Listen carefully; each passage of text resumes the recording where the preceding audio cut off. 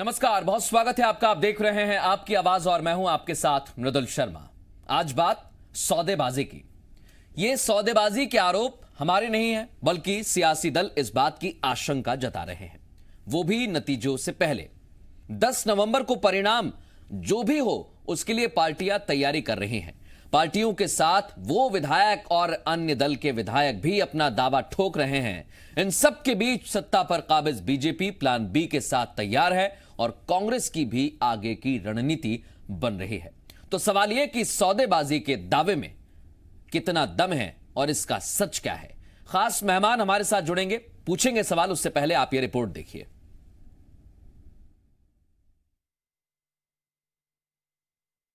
MP में पार्टियों का भविष्य वोटिंग के बाद ईवीएम में कैद से पहले सियासी घटनाक्रम तेजी से बदल रहे हैं। कहीं मुलाकात चल रही है, मुलाकात के बाद रणनीति बन रही है। ताजा तस्वीर सामने आई बीएसपी और निर्दलियों की मंत्री भूपेंद्र सिंह से मिलने की। इसके बाद तो सियासी गलियारों में चर्चा होने लगी कि इस मिलन समारोह के मायने क्या हैं। काम ना कर रहे हैं। आपकी खामोशी बहुत सवाल खड़े कर रही है। आपकी खामोशी नाराज हो गए क्या? 2 मिनट नाराज हो गए? नाराज क्यों हैं?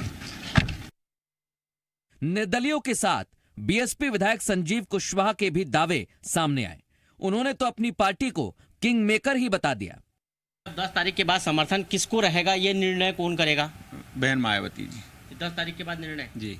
तो अभी आप बीजेपी को समर्थन दे रहे हैं, लेकिन 10 के बाद क्या स्थिति होने वाली है? 10 के बाद मैंने बताया ना कि जो भी निर्णय होगा वो हमारी पार्टी की सुप्रीमो करेंगे। विधायक मंत्री भूपेंद्र सिंह से मिले और अपने अपने दावे किए, लेकिन भूपेंद्र सिंह अपने पत्ते नहीं खोल रहे हैं। इधर बीएसपी और निर्दलीय विधायकों की सरकार से मुलाकात की खबर सियासी गलियारों में फैल चुकी है। तो कमलनाथ ने एक बार फिर बीजेपी को घेरा और खरीद फरोख्त ना करने की चेतावनी दे दी। ये तो सामान्य जो शिष्टाचार है, ये चुनाव के समय सब लोग व्यस्त थे, मुलाकात नहीं हो पाई थी और इसलिए इस समय चूंकि भोपाल में थे तो सब लोगों से मुलाकात हो रही है। एक दूसरे से सभी लोग मिलते हैं, कुछ विकास के कार्य होते हैं, कुछ राजनीतिक चर्चाएं होती हैं। मैं भारतीय जनता पार्टी को साफ और स्पष्ट बताना चाहता हूं कि मध्य प्रदेश की जनता ये ऐसी सरकार जो प्रदेश को कलंकित करती है कभी स्वीकार नहीं करेगी और जनता और कांग्रेस मिलकर इसका सामना करेगी। कमलनाथ ने आंदोलन की बात कही, लेकिन बीजेपी के कद्दावर नेता रामपाल सिंह बताने में जरा भी नहीं हिचके और कह दिया कि कई कांग्रेसी अब भी बीजेपी के संपर्क में बने हुए हैं। रामपाल सिंह के दावे पर कांग्रेस ने निशाना साधा और रामपाल सिंह को ही हाशिए पर बता दिया। मैहर क्षेत्र के विकास के लिए मैं अपने त्याग और बलिदान दिया विधायक पद को और मैहर क्षेत्र का विकास किया। कांग्रेस यदि 28 सीट जीत गई और बीजेपी की सरकार चली गई 10 तारीख को, तो नारायण त्रिपाठी कहाँ रहेंगे? जो संभव नहीं वो सवाल भी नहीं होना चाहिए। ना 28 सीट उनके आना, ना भारतीय जनता पार्टी को जाना। भारतीय जनता पार्टी की सरकार रही, 28 सीट भारतीय जनता पार्टी की आएगी, कांग्रेस की कोई नहीं है। और जिसको बनना हो बनता रहे। नारायण त्रिपाठी भारतीय जनता पार्टी में है। क्या खरीद फरोख्त के लिए, लोकतंत्र का कत्ल करने के लिए भारतीय जनता पार्टी बैठी है? खुद रामपाल जी देख ले कितना सम्मान उनको मिल रहा है, जो खुद मंत्री हुआ करते थे, जो बिकाऊ लाल मिलावट राम। पैसा भी उन्हीं को मिला, मंत्री भी उन्हीं को बनाया गया, टिकट भी उन्हीं को दी गई और रामपाल जी को खुद को तो सड़क पर छोड़ दिया गया। पहले अपनी स्थिति देख ले कि खुद को क्या सम्मान मिल रहा है, क्या नहीं मिल रहा है। और कई भारतीय जनता पार्टी के जो वरिष्ठ नेता हैं, जिनके मान सम्मान की बात करें तो मुझे लगता है बेहतर हो। 10 नवंबर को नतीजे आने से पहले सभी पार्टियों के अपने दावे हैं, अपनी रणनीति है। बीजेपी अपने पत्ते खोलने से बच रही है, लेकिन खेल खेलने में पीछे नहीं। वहीं कांग्रेस ने भी बैठक बुलाकर निर्दलियों के साथ अन्य पार्टियों के विधायकों को साधने की पूरी तैयारी कर ली है। इस बीच सवाल यह कि बीएसपी के दावों में कितना दम है। परिणाम के बीच देखना होगा कि किसकी रणनीति कामयाब होगी। ब्यूरो रिपोर्ट, जी मीडिया। और खास मेहमान हमारे साथ जुड़ गए, सीधे रुख करेंगे। नरेंद्र नाहटा हमारे साथ जुड़ गए, कांग्रेस का पक्ष रखेंगे, पूर्व में मंत्री भी रहे हैं। उमाशंकर गुप्ता साहब हमारे साथ जुड़ चुके हैं बीजेपी का पक्ष रखने के लिए, और हमारे एसोसिएट एडिटर हरीश दिवेकर भी हमारे साथ जुड़ गए। आप तीनों का बहुत स्वागत है आपकी आवाज में। और पहला सवाल मेरा उमाशंकर गुप्ता जी आपसे है, क्योंकि कांग्रेस कह रही है और ये भी कमलनाथ ने कहा कि ऐसा करेंगे तो हम आंदोलन करेंगे, जनता और हम साथ मिलकर, अगर आप आगे की ऐसी रणनीति बना रहे हैं तो खड़े रहेंगे आपके बीच में दीवार बन के, ऐसा चल रहा है क्या सर? देखिए, ये सब कांग्रेस की हताशा और निराशा का परिणाम है। उपचुनाव के परिणाम कांग्रेस और कमलनाथ जी समझ रहे हैं और इसलिए इस सबकी वो भूमिका बना रहे हैं। ना हमने पहले ऐसा किया है, ना आगे करने की कोई योजना है। कमलनाथ जी से अपने विधायक संभल नहीं रहे और दोष वो बीजेपी पे लगा रहे हैं। वो अपने विधायकों को संभालते रहे, आंदोलन करने की क्या जरूरत है? अपने विधायकों को एक चीज है उमाशंकर गुप्ता जी, क्योंकि अब दो पद वो अपने विधायकों को संभाल रहे हैं या नहीं संभाल रहे हैं ये तो नाहटा जी बताएंगे, लेकिन भूपेंद्र सिंह से आज निर्दलियों का मिलना और जो अन्य विधायक है उनका मिलना, ये मुलाकात क्यों हुई सर? अरे मंत्री से विधायक नहीं मिलेगा तो कौन मिलेगा भाई? नहीं, नारायण त्रिपाठी अगर विकास मंत्री हैं, हाँ आप कहिए पहले बात। भी मिले, भाजपा के भी मिले, भाजपा के हैं, हाँ भाजपा के विधायक भी मिलते हैं, निर्दलीय भी मिलते हैं और काम के लिए कांग्रेस के विधायक भी मिलेंगे। मंत्री होता है। चुनाव हो गए हैं, 10 को परिणाम आएगा और उसपे कोई अब सरकार की सेहत पर असर पड़ने वाला नहीं, तो अपने अपने क्षेत्र के विकास की बात कर रहे हैं और इस मिलने से और वैसे भी मिलते हैं राजनीतिक दृष्टि से। एक छोटा सवाल है उमाशंकर गुप्ता जी, आपने कहा कि मंत्री से विधायक मिलेगा, जाहिर सी बात है मिलना चाहिए, लेकिन सुरेंद्र सिंह शेरा और नारायण त्रिपाठी यूं ही किसी से नहीं मिलते। जब सत्ता परिवर्तन चल रहा था तब भी आपने देखा होगा कैसे पाले में इधर जा रहे थे और कभी उधर जा रहे थे। नहीं, देखिए इस समय अब सत्ता परिवर्तन की कोई स्थिति नहीं है। ये सुरेंद्र सिंह शेरा जी भी समझते हैं, नारायण त्रिपाठी जी भी समझते हैं, नारायण त्रिपाठी जी का वक्तव्य भी सुना है और भारतीय जनता पार्टी अब निश्चिंत है। भारतीय जनता पार्टी उपचुनाव में भारी बहुमतों से जीतने वाली है और एक स्थायी सरकार अब चलने वाली है और इसलिए जो हमारे साथ है उनका स्वागत है और जो मिलेंगे मंत्री से, मुख्यमंत्री से मिलेंगे, आपस में मिलते हैं, तो इसमें कोई आपत्ति किसी को नहीं होना चाहिए। ठीक है, लेकिन आपत्ति कांग्रेस को है कि ये मुलाकात के पीछे की असल वजह क्या है? नाहटा जी मुस्कुरा भी रहे हैं क्योंकि नाहटा जी मैं पूछ लेता हूं सर, मिले हुए हैं और मुलाकात के बाद ऐसी आशंका क्यों कि खरीद फरोख्ती हो रही है, सौदेबाजी हो रही है?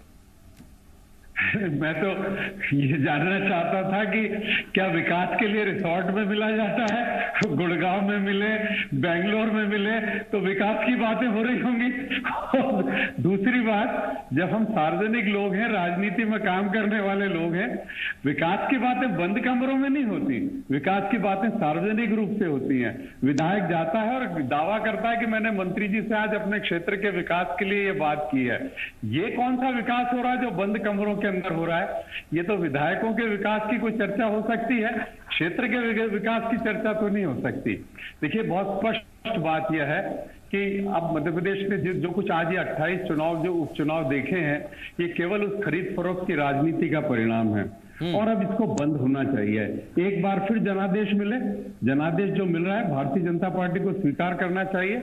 आपने सही शब्द का इस्तेमाल किया कि ये प्लान बी है। ये प्लान बी क्या है?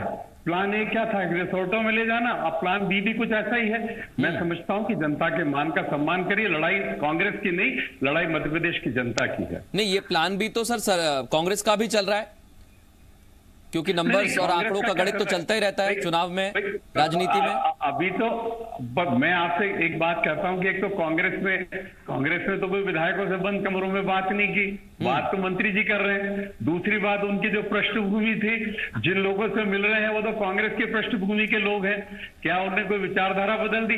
पिछली बार वो इस सरकार के साथ सर, अब तो ये कहना नाहटा जी, ये कहना बड़ा मुश्किल हो जाता है कि विचारधारा बदल दी या नहीं बदली, क्योंकि हम तो देख रहे हैं एक दिन में कुछ रात से सुबह होते होते विचारधारा बदल जाती है और हरीश इस बात के गवाह भी हैं, हमारे एसोसिएट एडिटर हैं, वो बेहतर जानते हैं इस बात को। हरीश अंदर खाने, आपके पास क्या खबरें हैं? आप तो ये बताइए, क्योंकि चुनाव नतीजे आने वाले हैं और उसके 2-4 दिन पहले ये हलचल क्या बताती है?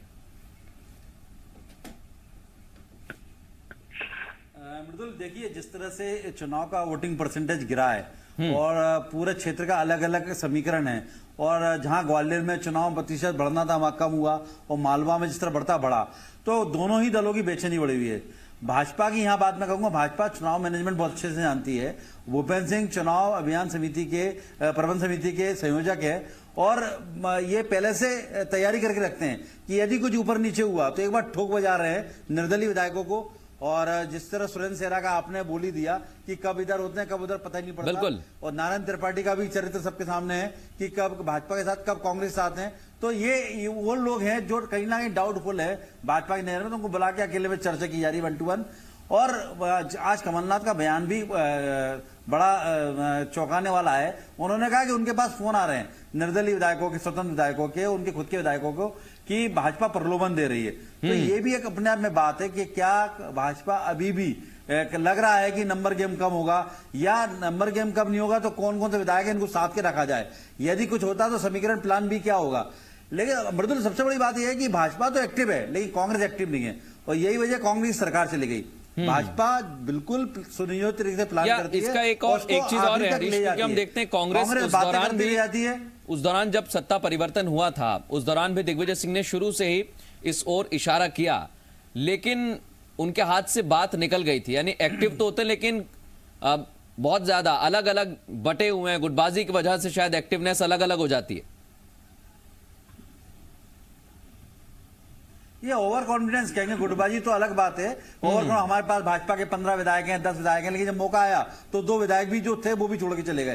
तो भाजपा का जो सुनियोजित तरीके से काम होता है, प्रबंधन होता है, उस मामले में कांग्रेस कहीं ना कहीं कमजोर है। कांग्रेस केवल बयान देती है, ओवर कॉन्फिडेंस दिखाती है। यही वजह है कि सत्ता चली गई, उन्हें पता ही नहीं पड़ा। सिंधिया 22 विधायकों के साथ चले गए, कांग्रेस को पता ही नहीं पड़ा। इंटेलिजेंस कांग्रेस की मतलब इस तरह की फेल्यूर थी कि कोई खबर नहीं हो। चलने आने के बाद भी उनको वापस लाने में कांग्रेस के कितना जोर लगा हम सबने देखा। वहीं भाजपा लगातार सत्ता में है, 28 सीटें मतलब चुनाव हो रहे हैं, मात्र उनको 8 सीटें चाहिए। उसके बावजूद भाजपा की सक्रियता देखिए आप कि 8 सबसे कम सीटें होने चाहिए, होने के बावजूद बराबर पूरी प्लानिंग चल रही है। कहीं इसमें भी कोई गड़बड़ ना हो जाए, मतलब फुल प्रूफ प्लानिंग चल रही है। बिल्कुल, ये प्लानिंग जो है, ये प्लानिंग जो है, मैं उमाशंकर गुप्ता जी, उमाशंकर गुप्ता जी, क्योंकि उमाशंकर गुप्ता जी बातें बताते हैं और बेखौफ और बेबाक तरीके से अपनी बात रखते हैं। उमाशंकर गुप्ता जी, मैं फिर एक बार पूछना चाहूंगा, ये मुलाकात जो है, ये मुलाकात क्या वाकई विकास के लिए थी? तो अभी इसकी जरूरत क्या आन पड़ी ऐसा कि मैहर में कौन सा विकास रुक गया, जो नारायण त्रिपाठी कह रहे हैं कि मैं तो सिर्फ मैहर के विकास के लिए आया था? नहीं देखिए वहां क्या बात हुई मुझे पता नहीं है। मंत्री से विधायक का मल्ला मैं सहज बात मानता हूं, और राजनीतिक बात भी हुई हो तो क्या दिक्कत है? राजनीतिक लोग राजनीतिक बातें करेंगे, कि उसको मानिए ना, फिर अगर हुई है तो की जरूरत नहीं है। और आदरणीय नहीं तो मैं कह रहा हूं ना, मेरे से बातचीत नहीं हुई और मुझे उसका आइडिया नहीं है। मिले हैं तो सहज है, ये बात मैं कह रहा हूं, लेकिन मिले हैं तो विकास के लिए मंत्री से मिलते हैं। और जब कोई राजनीतिक लोग मिलते हैं, हम और नाहटा जी मिलते हैं तो भी राजनीतिक नहीं, नाहटा जी ने एक चीज पूछी, मैं उमाशंकर गुप्ता जी आपसे पूछना चाहता हूं। नाहटा जी मुस्कुरा भी रहे हैं और उन्होंने कहा ये बंद कमरे में कैसी बात हो रही है विकास की, वो तो खुले मंच पर होना चाहिए सबके सामने। नहीं शायद नाहटा जी भी मंत्री थे, मैं भी उनसे मिलने गया तो बंद कमरे में मिला था। और मैं जब मंत्री था, नाहटा जी मेरे पास आए थे तो भी बंद कमरे में मिले थे सब। और हमारी कोई राजनीतिक बातें नहीं हुई थी, हमारी कुछ विकास की बातें ही हुई थी। तो ये भी चलता है, और जब राजनीतिक लोग मिलते हैं तो राजनीतिक बातें भी होती है। देखिए नाहटा जी इस पर एक कुछ कहना चाह रहे हैं, आप संभाल नहीं पा रहे हो, कुछ कहना चाह रहे हैं इस पर, फिर आप कंप्लीट करिएगा। कहिए नाहटा जी। मैं गुप्ता जी को यही कह रहा हूँ कि जब वो मुझसे मिलते थे या मैं उनसे मिलता था, तब लोग जानते थे कि कम से कम ये खरीद फरोख्त की बात करने वाले लोग नहीं है। पर अब जो राजनीति पिछले सालों में यहाँ मध्य प्रदेश में आई है, उनके नेताओं ने, उनकी पार्टी के लोगों ने की है, वो उमाशंकर गुप्ता जी और नरेंद्र नाहटा के मिलने से बहुत अलग है। ये तो गुप्ता जी भी स्वीकार करेंगे। जब नरेंद्र नाहटा को क्या हम ये मान लें कि भूपेंद्र सिंह के पास सब कुछ है?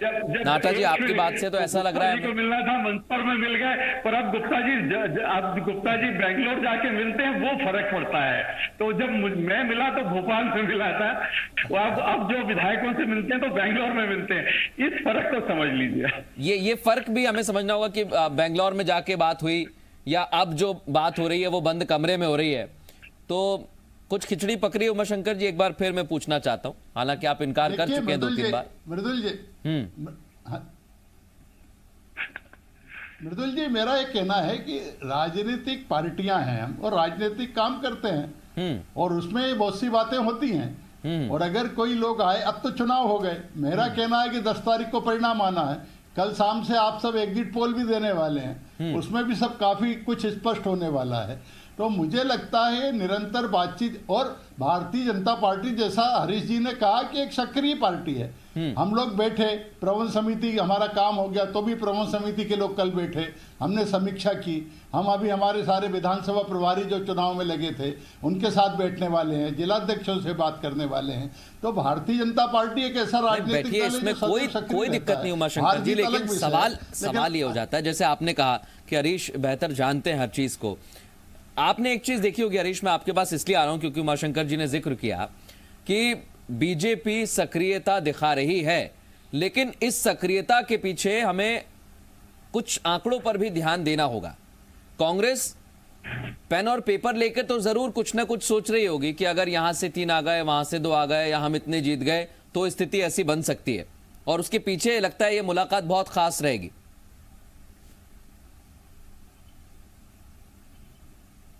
बिल्कुल मृदुल, देखिए निर्दलीय, बसपा, सपा, ये 7 लोग हैं, इनका तो आप छोड़ दीजिए, सत्ता के साथ हैं, ये खुलेआम बोल चुके हैं। बाकी का गणित फेरबदल होगा मतगणना आने के बाद।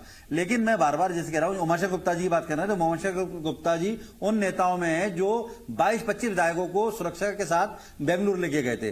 तोड़ फोड़ में इनकी भी भूमिका अहम है, हालांकि नहीं मानेंगे कैमरे के सामने, लेकिन वो उस कोर कमेटी के मेंबर हैं जो सरकार को, कांग्रेस सरकार को गिराने के बाद भाजपा सरकार को बनाने में अहम भूमिका रखते हैं। तो दूसरी बात, हम गणित की बात करेंगे, भाजपा की सक्रियता की बात है। भाजपा को मात्र 8 सीटें चाहिए, 7 इनके पास निर्दलीय हैं, लेकिन 7 निर्दलीय, अगर कांग्रेस का नंबर गेम बढ़ता है 20-22 के बाद, तब ये खींचतान मचेगी। भाजपा इस बात को जानती है कि कोई रिस्क किसी भी तरह लेना नहीं चाहती। कांग्रेस इस बात का इंतजार कर रही है जब 20 आएंगे, 18 आएंगे, तब हम गणित ज्ञान बनाएंगे, और भाजपा इस बात का पहले से ही पुख्ता तैयारी कर रही है। कल को ऊपर नीचे कुछ होता है तो हमारे साथ कौन खड़ा है और कैसे किन किन कांग्रेस को मार्क किया जा सकता है। मैं नाहटा जी से एक सवाल करना चाहता हूं इस पर। नाहटा जी, आपकी पार्टी में, हाँ जी हरीश, जो आपने बात की उसको लेकर ही मैं एक सवाल करना चाहता हूं। नाहटा जी, आपकी पार्टी में भी बहुत सारे लोग हैं, तो क्या वाकई सक्रियता नहीं है या उम्मीद ही छूट गई है, सिर्फ कैमरे पर दावे किए जा रहे हैं? नहीं, देखिए, पहली चीज, एक तो हरीश जी ने सही कहा कि कांग्रेस इस मायने में बहुत कमजोर है कि हम खरीद फरोख्त नहीं कर पाते, मैं स्वीकार करता हूं इस बात को। लेकिन दूसरी बात, जहां तक नेताओं के आपस में चर्चा का सवाल है, कांग्रेस बराबर कर रही है, कमलनाथ जी भी अपने सब मित्रों के साथ बैठे हैं, पर उस फर्क समझे कि एक वो मीटिंग है और एक वो मीटिंग है जो मंत्री जी निर्दलीय विधायकों के साथ कर रहे हैं। एक दूसरी बात और कहूंगा, मुझे नहीं मालूम 10 तारीख को क्या होने वाला है। हमारे मित्रों ने मेहनत की, हमारे कार्यकर्ताओं ने मेहनत की और हम अच्छे परिणाम से उम्मीद कर रहे हैं। लेकिन आज भारतीय जनता पार्टी की कार्यवाही कि वो निर्दलीय विधायकों से बात करने लग गई, कुछ मेरे विश्वास को ज्यादा बढ़ा रही है कि इसका मतलब भारतीय जनता पार्टी कहीं 10 तारीख के लिए चिंतित है कि ये परिणाम शायद उनके अनुकूल नहीं आए। तो ये भी हमारे उल्लास को तो बढ़ा रही है। लेकिन देखिए, बात यह है कि बात को यहां लाकर समाप्त बिल्कुल। और एक छोटे से ब्रेक के लिए नाहटा जी मैं यहां पर रुक रहा हूं, उमाशंकर जी, और हम ब्रेक के बाद लौटेंगे। और ब्रेक के बाद हम इसी सवाल के साथ लौटेंगे कि पूर्व की सरकार में मंत्री रहे रामपाल सिंह कह रहे हैं कि कांग्रेसी हमारे संपर्क में बने हुए हैं। तो वो कौन लोग हैं जो संपर्क में बने हुए हैं? ब्रेक के बाद इसी सवाल के साथ लौटेंगे, बने रहिए, कहीं मत जाइए।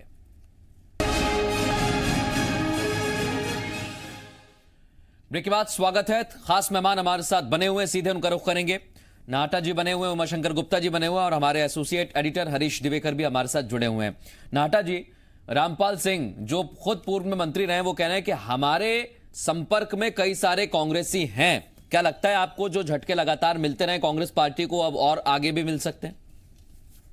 मैं पूछ रहा हूँ रामपाल जी से कि वो किस बात को लेकर संपर्क में है, अपने क्षेत्र के विकास की बात करने के लिए या किसी और बात करने के लिए?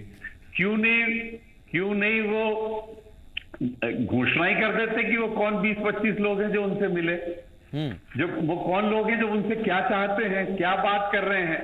मेरे को लगता है मैं वही मेरी बात अधूरी रही और मैं उस बात को फिर कहना चाहता हूं कि ये राजनीति का स्तर अब उठना चाहिए, जो बहुत ज्यादा नीचे जा रहा है। जनता का विश्वास प्रजातंत्र और राजनीति में कम होता जा रहा है और हम राजनीतिक दलों को इस बात को समझना चाहिए कि इस तरह के खेल अब बंद होना चाहिए।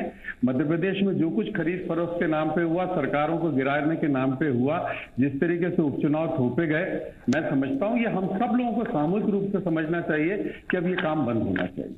उमाशंकर जी, और ये क्या कहेंगे इस पर आप? जी, मेरा आग्रह है कि सरकार अपने बोझ से गिरी है, हमने कोई कोशिश नहीं की। नाटा जी जानते हैं कि जब 2018 के चुनाव हुए हम 109 थे और वो 114 थे, स्पष्ट बहुमत उनको भी नहीं था, उनको कोई जोड़ तोड़ करना पड़ी थी। और 109 के बाद हम उस समय सरकार में थे, चाहते तो जोड़ तोड़ करके सरकार बना सकते थे, लेकिन हमने इसमें भरोसा नहीं किया। सरकार आपकी गलतियों के कारण गिरी, कमलनाथ जी और दिग्विजय सिंह के अहंकार के कारण गिरी, ज्योतिरादित्य सिंधिया जैसे समकक्ष नेता को आपने सम्मान नहीं दिया, उनको अपमानित किया, उनके समर्थक विधायकों और मंत्रियों तक की सुनवाई नहीं हुई। सिंधिया जी तक को कमलनाथ जी कहते हैं आप सड़कों पर उतर जाइए, और इस अपमान के बदले में सिंधिया जी उमाशंकर जी, इस बात को बीजेपी कई बार कह चुकी है नहीं, मेरा अपने बोझ की वजह से अपने अंदर जो नहीं मृदुल जी, हाँ कहिए जी। मैं ये कह रहा था कि जो अपने बोझ से सरकार गिरी है वो कई बार कह चुके हैं। कि दूसरी बात है, हाँ। मैं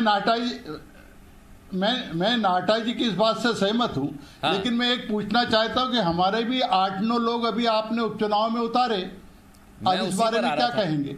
मैं उसी पर आ रहा था। 9 ऐसी संख्या है दल बदलू की, कोई भी जीते, आपने उनको भी, कोई भी जीते वहां तो दल बदलू ही जीतेंगे। नाटा जी क्या कहेंगे इसके बाद मैं हरीश आपका रुख करूंगा। नहीं, देखिए इस फर्क को समझिए।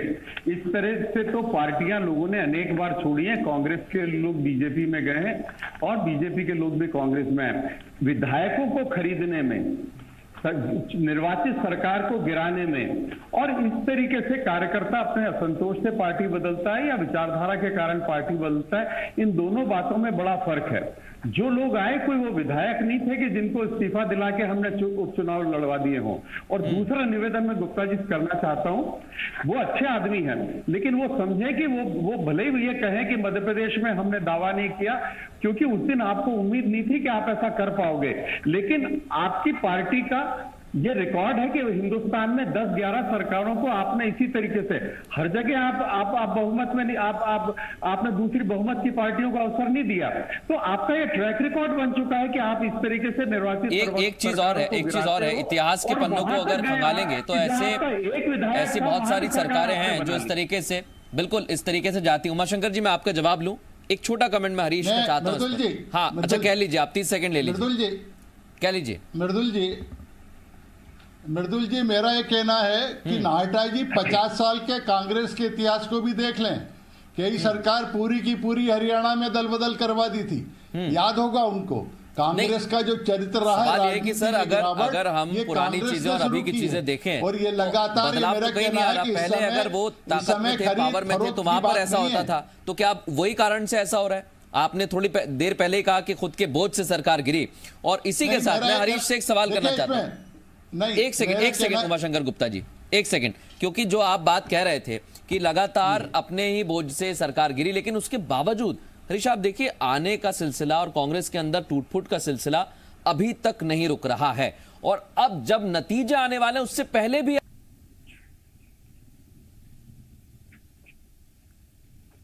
बिल्कुल लगातार हम देख रहे हैं मतगणना के ठीक पहले तक, मैंने जैसे पहले भी कहा था ब्रेक के पहले, दमोह से राहुल लोधी टूटते हैं, जबकि इसकी कोई संभावना नजर नहीं आ रही थी कि अब लगभग गैप बहुत हो गया 28 सीटों का। लेकिन अब इसके बाद जो राहुल लोधी टूटने के बाद अब मतगणना का जो लगभग अब 2 दिन बाद पोल बूथ का सर्वे आ गया है, एक पोलिंग बूथ का सर्वे आ गया है दोनों दलों के पास में। और जिस तरह से दोनों दलों में कहीं अपना, कांग्रेस की बात करें, कांग्रेस तो इस पूरे ओवर कॉन्फिडेंस में है कि बहुत भारी सीटें आ रही हैं। यहाँ तक कि कमलनाथ ने 11 तारीख को विधायक दल की बैठक भी बुला ली है, यानी वो उनको आगे की रणनीति की तैयारी कर रहे हैं। तो विधायक का कॉन्फिडेंस में, वहीं भाजपा बिना ओवर कॉन्फिडेंस के अगली रणनीति पे भी काम कर रही है, प्लान बी पे भी काम कर रही है। यदि रिजल्ट उनकी अपेक्षा के अनुसार नहीं आते तो प्लान बी में कैसे सत्ता को बचाया जा सकता है, कैसे सत्ता में बना रहा जा सकता है।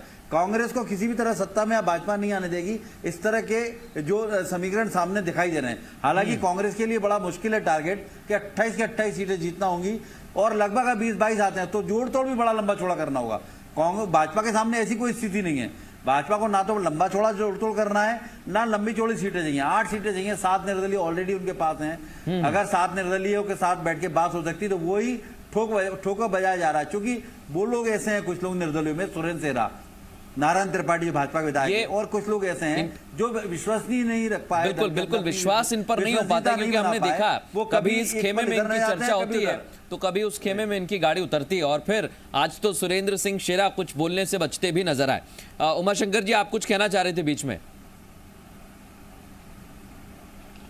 जी, मैं ये कह रहा था कि जो 11 तारीख को मीटिंग कमलनाथ ने बुलाई है वो कोई सरकार बनाने की संभावनाओं के लिए नहीं बुलाई है। वो कांग्रेस के विधायक और इधर उधर नहीं चले जाएं, उनको संभाले रखने के लिए बुलाई है। नाटा जी, ऐसा ही है क्या? कांग्रेस में इस समय हताशा और निराशा का वातावरण। नाटा जी, ऐसा ही है क्या कांग्रेस में इस समय? मच रही है और संभाले रखना मुश्किल हो रहा है। चलिए, इसलिए उनसे बंद कमरों में हम बात कर रहे हैं कि दूसरे का घर संभल नहीं रहा है। गुप्ता जी को मैं एक निवेदन करना चाहता हूं कि अगर यदि 70 के दशक में दल बदल हुआ हरियाणा का उल्लेख उनने किया तो आप समझे कि पहले वो एक पार्टी से दूसरी पार्टी में गए और फिर वापस लौटे।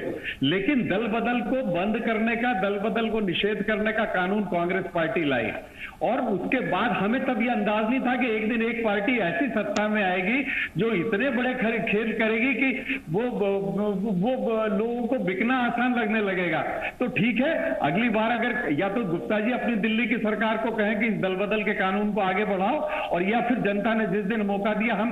लेकिन मैं फिर अपनी बात पे कहता हूं कि खरीद फरोख्त की राजनीति इस देश में और इस प्रदेश में बंद होनी चाहिए। और ये जो हमारे यहाँ लोग टूट के आ रहे हैं, लोग आपसे हमारे नहीं संभल रहे, हम संभालेंगे। आप क्यों उनको रिसोर्ट में ले जाके अच्छे 5 सितारा होटलों में बिठा रहे हो? एक नाटा जी, एक मेरा सवाल है इस पर। नाटा जी, मेरा सवाल है, आपने कहा कि हम अच्छी तरीके से संभाल लेंगे उन्हें, लेकिन बार बार कांग्रेस के विधायक जो जीते हुए हैं, जो सुबह प्रचार करते हैं और शाम को बीजेपी का झंडा थाम लेते हैं, सर ये कैसा संभालना हुआ? नहीं, मैंने ये कहा कि अगर जो भी है हमें हमारा घर हमें संभालने दीजिए। आप हमारे घर की चिंता क्यों कर रहे हो? आप बेंगलोर के विधायकों को बंबई में लाते हो, भोपाल के विधायकों को बेंगलोर ले जाते हो। तो ये कौन सा हो रहा है कि दूसरों के घर नहीं संभल रहे हैं इसलिए हम उनके लिए उनको रिसोर्ट में व्यवस्था कर रहे हैं। मैं बड़े मुद्दे की बात कर रहा हूँ, बार बार दोहरा रहा हूँ कि अब ये भारतीय जनता पार्टी दिल्ली में सत्ता में है, प्रदेशों में सत्ता में है, वो देश के एक बड़े राजनीतिक दल है। उन्हें समझना चाहिए कि देश में प्रजातंत्र ने ही उनको अवसर दिया है। सवाल यही है, सवाल बिल्कुल यही है कि अगर आपको इतना विश्वास है तो फिर उससे पहले ही सौदेबाजी की बातें या फिर जो आशंका जताई जा रही है वो क्यों? कहिए उमाशंकर गुप्ता जी। नहीं, देखिए, कोई आशंका नहीं है, बड़ा स्पष्ट है। और जितना कहा हमें जितनी सीट चाहिए वो तो उससे ज़्यादा मिलने वाली है। लेकिन जैसा कहा गया कि भारतीय जनता पार्टी हमेशा राजनीतिक सक्रियता रखती है, कांग्रेस केवल चुनाव में सक्रिय होती है। हम लगातार, आपने दिखाया 2023 के चुनाव की तैयारी छत्तीसगढ़ ने शुरू कर दी। मेरा ये कहना है भारतीय जनता पार्टी, और जो नाटा जी कह रहे थे, अगर कोई हमारे पास आए तो कोई साधु सन्यासी तो है नहीं। आपके विधायक अगर टूट के आए कि हम आपकी पार्टी ज्वाइन करना चाहते हैं तो हम क्यों नहीं लेंगे उनको? हम नहीं गए उनको तोड़ने के लिए, हम राजनीति कर रहे हैं। वो आए हमारी पार्टी में, हमने लिया उनको, लेकिन इतनी खरीद फरोख्त नहीं होती। 6 मंत्री आए हैं नाटा जी, मंत्री से बड़ा पद तो आप भी जानते हैं राजनीति में प्रदेश में कोई होता नहीं। और जो बाकी आए उन्हें बना दिया है 16 विधायक, बाकी आए उनको बना दिया है। मेरा ये कहना है कि ये आए हैं विधायक, आए छोड़कर आए हैं और एक दल के नेता के साथ आए हैं। पूरा का पूरा इंटायर, क्योंकि कांग्रेस कोई एक दल नहीं बचा, ये नेताओं का समूह हो गया है। एक समूह पूरा टूटा है नाराजगी के कारण, और वो आया है भारतीय जनता पार्टी। मैं हरीश आपका रुख कर रहा हूं, क्योंकि आप देखिए डिनाई सब लोग कर रहे हैं, यानी कोई मानने को ये तैयार नहीं है। और हमने इस बात को अपनी रिपोर्ट में भी बताया कि सब अपने अपने तरह से अपनी अपनी चाल या अपना अपना खेल खेलने में अपना समय बिता रहे हैं, लेकिन बताने को कोई तैयार नहीं है। अब इतना तो तय है कि आंकड़े किसी के पास भी नहीं है कि 10 तारीख को क्या होने वाला है, ये ईवीएम में कैद हो गया है। तो उस हिसाब से अगर देखें हरीश, तो पलड़ा दोनों पार्टियां अपना अपना भारी बता रही, लेकिन अंदर की स्थिति क्या है? देखिए, अंदर की स्थिति तो अभी ईवीएम में कैद है, लेकिन ये कहा जा सकता है कि ऊपरी तौर पे भाजपा का पलड़ा भारी है, क्योंकि भाजपा के पास कम 8 सीटें चाहिए और भाजपा के पास आसानी से आ जाएगी। दूसरा, 7 निर्दलीय सरकार के साथ खड़े हुए हैं, तो कहीं ना कहीं भाजपा पूरी तरह से मजबूत पक्ष में है। आप देखें 99 में खड़े हुई है। और बाकी बात करें कांग्रेस की, कांग्रेस को पूरी सीटें जितनी होंगी लगभग अगर 20 के आसपास 22 के आसपास भी आते हैं तो बड़ा लंबा चौड़ा जोड़ तोड़ करना होगा। लेकिन इन सब में एक बात है कि जो वोटिंग परसेंटेज है उसको लेकर कांग्रेस का आत्मविश्वास कुछ ज्यादा है, और कांग्रेस का ऐसा मानना है कि बिकाऊ टिकाऊ का मुद्दा जबरदस्त चला है और बिकाऊ टिकाऊ का जो है अंडर करंट चला है। और कांग्रेस के नेता दिल्ली का हवाला देते हैं अरविंद केजरीवाल का, जिस तरह से वहां सुपड़ा था हुआ, तो उन्हें उम्मीद है चमत्कार की। यदि चमत्कार होता है और लंबा चौड़ा सीटों का अंतर आता तो जरूर भाजपा को चिंता हो, लेकिन भाजपा वो चमत्कार को मान रही है। मतलब ये बड़ी बात है, कांग्रेस के दावों को खारिज नहीं कर रही, इसीलिए वो सक्रियता के साथ जुटी हुई है। यदि चमत्कार होता भी है तो चमत्कार को नमस्कार कैसे करना है उसकी तैयारी भाजपा ने कर ली है। यानी शंकर जी, नमस्कार करने की तैयारी आपकी 99 भाजपा 1% कुछ हेरफेर होता है। हाँ, तो फिर भी सत्ता नहीं जाएगी, उसकी तैयारी कर ली है। और यही वजह है कि आज भूपेंद्र सिंह जो चुनाव प्रबंध समिति के संयोजक हैं वो बुला के बात कर रहे हैं और एक एक आदमी ठोक बजा रहे हैं। राम भाई है, रामपाल, आपका क्या नाम, सुरेंद्र सिंह शेरा है, नारायण त्रिपाठी है, सुरेंद्र सिंह शेरा है। और एक चीज और है, मैं हरीश आपसे सवाल करना चाहता था, क्योंकि इस पूरी कवायद के बीच में एक और बयान सामने आया संजीव कुशवाहा का। वो कह रहे हैं कि 10 सीटें हम जीतेंगे, हम तो किंग मेकर बनेंगे। ये एक नया समीकरण उन्होंने दिया है। मृदुल, वो बहुत बड़ा बयान है और वाकई में जिस तरह से कांग्रेस का आत्मविश्वास है और कांग्रेस का जो आकलन है, अगर सीट बढ़ती हैं तो वाकई वो किंग मेकर हो जाएंगे। संजीव कुशवाहा के पास उनकी बसपा 2 सीटें हैं, रामबाई और संजीव कुशवाहा, और एक समय 1 और 2 सीट आती है तो निर्दलीय मिला के इनका आकलन 9 का हो जाएगा। फिर ये अपनी शर्तों पे सरकार को समर्थन देंगे, अपनी शर्तों पर सरकार से मिलेंगे, तो वाकई वो किंग मेकर की स्थिति में है। अगर बसपा की जो स्थिति दिख रही है, 1 या 2 सीट आने की स्थिति दिख रही है, 7 सीटें पहले से निर्दलीय साथ मिलकर इनका एक अपना ट्रायंगल बन गया, ये एक साथ हो गए हैं। तो ऐसे में भाजपा और कांग्रेस, अगर कांग्रेस का आंकड़ा बढ़ता है तो दोनों और खींचतान मच जाएगी और वाकई में वो अपने आप को किंग मेकर की भूमिका में देख रहे हैं। और एक बात और है मृदुल, संजीव कुशवाहा ने एक बात और संकेत दिए, तो उन्होंने कहा कि 10 तारीख तक भाजपा के साथ हैं, लेकिन 10 के परिणाम आने के बाद हमारी निर्णय होगा सुप्रीम माया सिंह। मतलब उन्होंने बता दिया। मैं इसी पर आ रहा था हरीश, मैं इसी पर आ रहा था, क्योंकि हाल ही में आपने उत्तर प्रदेश की राजनीति में देखा होगा, थोड़ा उलटफेर हुआ, ऐसे जोड़तोड़ वहां पर हुई, लेकिन वहां समाजवादी पार्टी के साथ बीएसपी की तलखी बढ़ गई और मायावती कहती हैं कि अगर हमें बीजेपी के साथ जाना होगा तो भी हम चले जाएंगे। अब अगर यहाँ की स्थिति देखें तो कांग्रेस के साथ जाएगी या बीजेपी के साथ, ये बीएसपी खुद तय करेगी। लेकिन क्या उमाशंकर जी, आपको लगता है बहन जी थोड़ा सॉफ्ट कॉर्नर है बीजेपी के प्रति अभी हाल के दिनों में?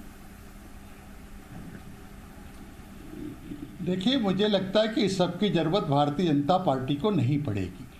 भारतीय जनता पार्टी को अपने बल पर ही बहुमत मिलने वाला है और 10 तारीख को ये बड़ा साफ होने वाला है, क्योंकि 28 सीटों के चुनाव में भारतीय जनता पार्टी के प्रति काफ़ी अनुकूलता है। और जैसा आपने कहा कि ये परसेंटेज बढ़ा, ये हमारे बूथ मैनेजमेंट का कमाल है। कांग्रेस चुनाव में कहीं नहीं थी, कमलनाथ जी के अलावा कोई नेता नहीं था। इसको आप स्वीकार करें या ना करें, भारतीय जनता पार्टी पूरे प्रदेश के कार्यकर्ता लगे हुए थे। मैं खुद ग्वालियर में 1.5 महीने बैठा रहा, 16 सीटों को कोऑर्डिनेट कर रहा था। ऐसे हर एक कार्यकर्ता को पार्टी ने लगाया था, नीचे बूथ तक कार्यकर्ता पहुंचे थे, एक सेक्टर, मंडल। और भारतीय जनता पार्टी ने चुनाव जैसा लड़ा है। कांग्रेस में कहीं नहीं था, केवल कमलनाथ जी घूमते थे और कई प्रत्याशी सब अकेले घूमते रहते थे। कि ग्वालियर पूर्व में अगर आप चले जाएंगे, शहरी क्षेत्र होने के बावजूद वहां पर वोटिंग परसेंटेज बहुत कम रहा है। नहीं, देखिए मृदुल जी, शहरी क्षेत्रों में सभी दूर कम रहा है, ग्वालियर में पहले भी कम रहा है। आप नहीं चुनाव प्रचार के दौरान वहां पर वोटर्स आ नहीं पाया होगी। हाँ, कहिए आप। मेरा शहरी वोटर कम निकला है। कोरोना का प्रभाव, कोरोना का डर ये शहरी मतदाता में ज़्यादा था, ग्रामीण क्षेत्र में नहीं था। ये स्पष्ट दिखाई दिया है और ये चुनाव के समय भी दिखाई देता था। मैं नाहटा जी से पूछ लेता हूं। पहले भी पूर्व में कम मतदान हुआ क्योंकि कांग्रेस अपने दावे कर रही है, कांग्रेस कह रही है कि ये जो नाराजगी है वो निकल रही है, लोकतंत्र को बचाने के लिए हम प्रतिबद्ध हैं, जनता हमारे साथ है। नाहटा जी, अब हम किसे सच माने? देखिए, मैं तो ऐसे व्यर्थ के दावे करता नहीं, 10 तारीख को पता लगेगा। लेकिन एक बात को स्पष्ट समझे कि ये हम सबके सामूहिक हित में है कि जनता दल बदल को, खरीद फरोख्त को एक मुद्दा बनाए और चुनाव जनादेश उसी आधार पर दे। ये इस प्रदेश और देश के लिए बहुत आवश्यक है कि हम दल बदल को और खरीद फरोख्त को एक मुद्दा बनाए। ये जो राजनीति जो हम खराब कर रहे हैं, इस राजनीति एक चीज और है नाहटा जी, अगर उनकी पार्टी ने दल बदल करके आपके जो कांग्रेस पार्टी के विधायक थे या कुछ मंत्री थे उन्हें अपनी पार्टी में ले लिया, सर आपकी तरफ से भी फिर बाद में अप्रोच हुई, कई पूर्व विधायक जो बीजेपी के कद्दावर नेता रहे वो भी आपकी पार्टी में आते हैं और स्वागत किया जाता रेड कारपेट बिछा के उनका? नहीं, उसमें आप फर्क तो समझिए ना। हम भारतीय जनता पार्टी की किसी निर्वाचित सरकार को गिरा नहीं रहे थे। हम अगर कोई आ रहा है, और ये इस तरह का सामान्य दल बदल तो कोई आज पहली बार नहीं हुआ, लेकिन इस पर किसी को आपत्ति नहीं हुई। कांग्रेस के लोग भी भाजपा में गए, भाजपा के लोग भी यदाकदा कांग्रेस में आए, इस पर किसी को आपत्ति नहीं हुई। आपत्ति तब हुई जब आपने निर्वाचित विधायकों को, जो एक पार्टी के सिंबल पर कुछ महीने पहले चुनाव लड़े, 2 महीने पहले तक वो कहते रहे कि कमलनाथ जी ने जो काम किया वो किसी सरकार ने नहीं किया। वो जो लोग ये दावा करते रहे कि मेरे क्षेत्र में 15 महीनों में बहुत काम हुआ, वही लोग अचानक सुर बदल दें और वही लोग अचानक किन कारणों से गए, तो गुप्ता जी सुर तो सर बहुत जल्दी बदल जाते हैं, बहुत जल्द ही बदल जाते हैं। जो पहले दावे करते थे कि सरकार अच्छा काम कर रही है वो अब मुखर जाते हैं, जो दावे करते थे कि सरकार बेकाम कार्य करती है अब वो मुखर जाते हैं। मृदुल जी, यही तो मैं भी कह रहा हूँ, कि आखिर ये कौन सी नैतिकता कि 2 महीने पहले आप जिस सरकार की तारीफ कर रहे थे, 2 महीनों में 2 दिन नहीं, मैं तो कह रहा हूँ 1 दिन कुछ घंटे, सर कुछ घंटे चुनाव प्रचार के दौरान बदल गई। ये कौन सा मंत्र पढ़ा जाता है ये तो हमें पता नहीं है। उमाशंकर गुप्ता जी, नाटा जी परेशान हो रहे हैं, ऐसा कौन सा मंत्र पढ़ते हैं? मेरा एक प्रश्न है। हाँ, मेरा एक प्रश्न है मृदुल जी, कि अगर मान लीजिए 10 तारीख को जैसा कांग्रेस अपेक्षा कर रही है परिणाम आए, तो क्या कमलनाथ जी और कांग्रेस निर्दलीय और इनको और बाकी लोगों को कुछ खरीदने की जोड़तोड़ करने की कोशिश करेगी कि नहीं करेगी? वो तो हमारे साथ उस पिछली सरकार में थे।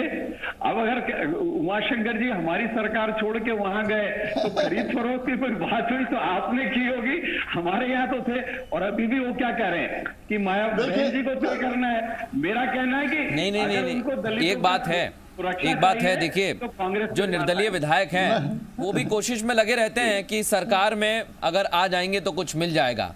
और हरीश, हमने देखा है ये सब। सुरेंद्र सिंह शेरा ले लीजिए आप, नारायण त्रिपाठी भले ही कांग्रेस से बीजेपी में आए हैं, लेकिन कई मर्तबा उनकी गाड़ी जब कमलनाथ मुख्यमंत्री रहे और सत्ता परिवर्तन चल रहा था तो जाती है, सीएम हाउस की तरफ भी गुजरती है। हमने सब कुछ एक तस्वीर देखी, रात भर देखी। लेकिन सवाल ये कि ऐसा क्या हो जाता है, ऐसा हो क्या जाता है, ऐसी कौन सी चीज़ आ जाती है?